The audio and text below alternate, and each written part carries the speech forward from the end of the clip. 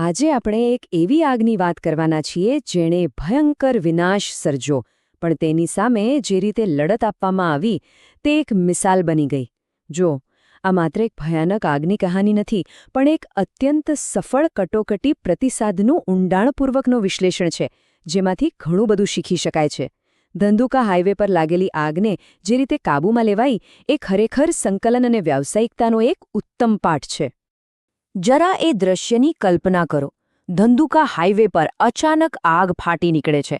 આંખના પલકારામાં તો દુકાનો અને વાહનો આગની લપેટમાં આવી જાય છે. ચારે બાજુ બસ અંધાધૂંધી અને ભયનો માહોલ. પરિસ્થિતિ એટલી ગંભીર હતી કે એવું લાગી રહ્યું હતું કે બધું જ હાથમાંથી નીકળી જશે. તો આ વિશ્લેષણમાં આપણે સ્ટેપ બાય સ્ટેપ આગળ વધીશું.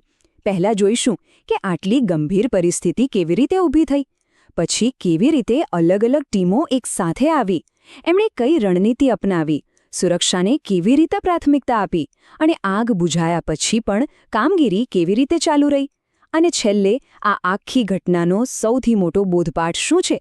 તો પહેલો સવાલ એ થાય કે આ આગમાં એવું તો શું હતું કે આટલું મોટું ઓપરેશન કરવું પડ્યું. ચાલો સમજીએ. આ કોઈ સામાન્ય આગ નહોતી.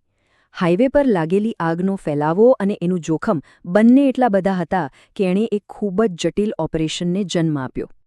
આ આગ એટલી મોટી હતી કે એને કાબૂમાં લેવી કોઈ એક ટીમ માટે શક્ય જ ન હતું, અને અહીં જ મ્યુચ્યુઅલ એડનો સિદ્ધાંત કામમાં આવ્યો. આ એક એવો વિચાર છે જે કટોકટી વ્યવસ્થાપનમાં ક્રાંતિકારી સાબિત થયો છે. સાચું કહું તો આ સિદ્ધાંત વિના આટલી મોટી આગને કાબૂમાં લેવી લગભગ અશક્ય હતું. અહીંથી જ ખરી કહાણી શરૂ થાય છે. સમસ્યાનો ઉકેલ હતો એક થવાનો. જેવી આગની જાણ થઈ, તરત જ અલગ અલગ શહેરો અને તાલુકાઓમાંથી ફાયર બ્રિગેડની ટીમોને ભેગી કરવાનું કામ મિનિટોમાં શરૂ થઈ ગયું. હવે આ સ્લાઇડ પર જે દેખાય છે એ ખરેખર અદ્ભુત છે. આ સહયોગનો વ્યાપ જુઓ. કુલ 7 અલગ અલગ ફાયર સર્વિસની ટીમો આ મિશનમાં જોડાઈ હતી. ધંધુકાની લોકલ ટીમથી માંડીને ધોળકા, બોટાદ, સાણંદ, બરવાળા, બાવળા અને છેક સુરેન્દ્રનગર સુધી. આ એક સાચા અર્થમાં ઇન્ટર એજન્સી કોઓર્ડિનેશન હતું. આ કોઈ નાની સૂની વાત નહોતી. આ જબરદસ્ત સહયોગનું પરિણામ એ આવ્યું કે આગ ઓલવવા માટે ઘટના સ્થળે 1-2 નહીં પણ 8થી 9 જેટલા ફાયર ટેન્ડર તરત જ પહોંચી ગયા. અને આ બધા સાધનોને સંભાળવા માટે 30 જેટલા તાલીમબદ્ધ અને અનુભવી ફાયર જવાનોનો કાફલો ઘટના સ્થળે હાજર હતો. આ જ તો આ સંયુક્ત ઓપરેશનની ખરી તાકાત હતા. સારું, જ્યારે આટલી બધી અલગ અલગ ટીમો એક જગ્યાએ ભેગી થાય ત્યારે સૌથી મોટો પડકાર હોય છે સંકલનનો. તો સવાલ એ થાય કે આ બધી ટીમોના લીડર્સે ભેગા મળીને આ અંધાધૂંધીને નિયંત્રણમાં લાવવા માટે એક સ્પષ્ટ અને અસરકારક પ્લાન કેવી રીતે બનાવ્યો? આનો જવાબ હતો એક બ્રીફિંગ મીટિંગ. પણ આ કોઈ સામાન્ય મીટિંગ નહોતી. આ તો આખા ઓપરેશનની કરોડરજ્જુ હતી. આ મીટિંગમાં તમામ 30 જવાનો અને અધિકારીઓ સામેલ થયા, અને એ સુનિશ્ચિત કરવામાં આવ્યું કે દરેક જણ એક જ યોજના પર અને એક જ દિશામાં કામ કરે. આ બ્રીફિંગમાં 3 મુખ્ય પ્રોટોકોલ નક્કી થયા. પહેલું, કોમ્યુનિકેશન માટે એક કોમન રેડિયો ચેનલ, જેથી બધા એકબીજા સાથે વાત કરી શકે. બીજું, કોનો આદેશ માનવો એ માટે એક સ્પષ્ટ ચેઇન ઓફ કમાન્ડ. અને ત્રીજું, કામ કેટલું આગળ વધ્યું એનો રિપોર્ટ કોને અને કેવી રીતે આપવો એની એક ચોક્કસ સિસ્ટમ.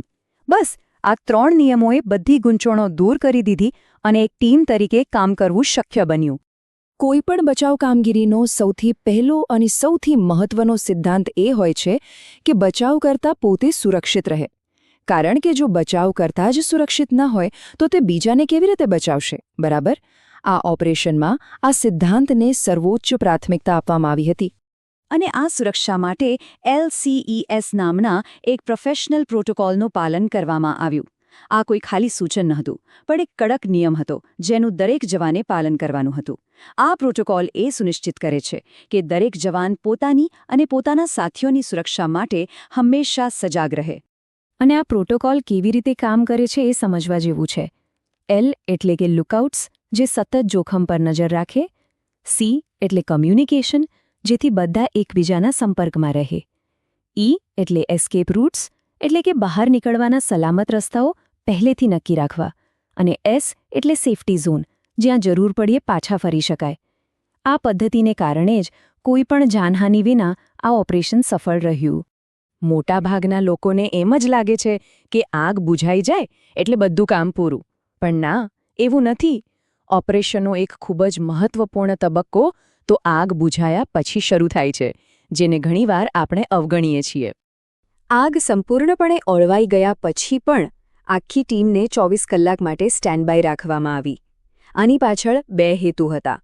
એક તો એ સુનિશ્ચિત કરવું કે આગ ફરીથી ન ભભૂકે, અને બીજું ફાયર ફાઇટર્સની હાજરીથી સ્થાનિક લોકોમાં સુરક્ષા અને વિશ્વાસની ભાવના પાછી લાવવી.